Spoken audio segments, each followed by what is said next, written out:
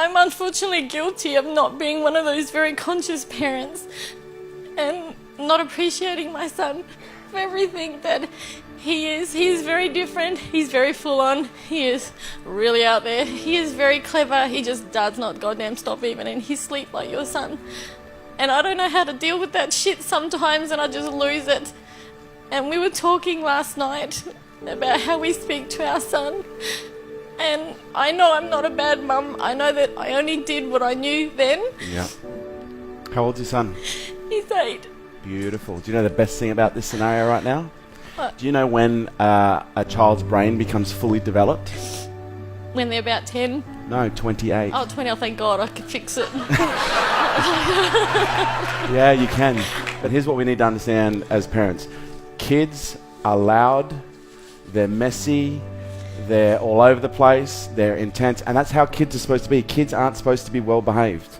They're supposed to basically come into this world and flail their arms and find out where the boundaries are. That's what kids do. And our job as parents is to allow them to find those boundaries safely.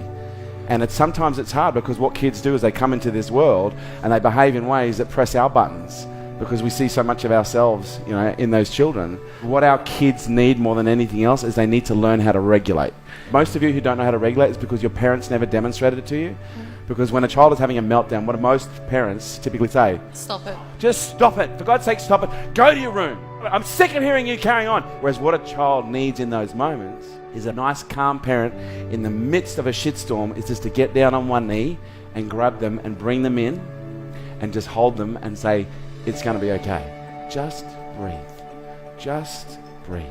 A child can feel the quality of your presence.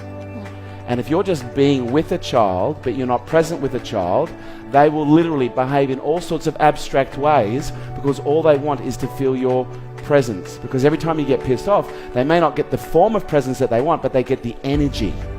They get the connection. It might be a fit of rage, it creates more pain, but there's a part of them that goes, finally, I'm connected. We need to understand when a child is upset, they just need to be shown how to regulate.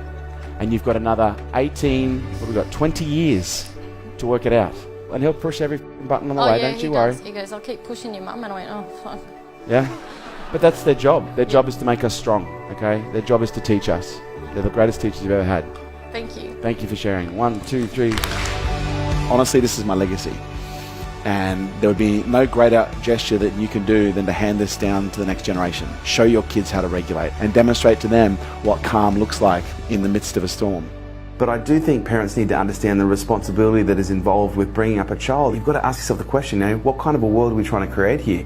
The more you work on your personal issues, the less chance you have of transferring it onto them, and them having to deal with it. Pass down wisdom, not wounds. The greatest opportunity our kids have is by learning through the best example that we can give them. Our species really is dependent right now on a new generation of thought leaders coming through who are healthy, who are happy, who are balanced, who can look at things in a more conscious way and make better decisions than some of the decisions we're making right now collectively. I look at my business, I look at everything else, and he's my greatest legacy. I don't see myself leaving behind money. I'm leaving behind this incredible human being that if I condition, support, train and coach properly, he's going to be able to create and affect 10 times the change that I have in my lifetime.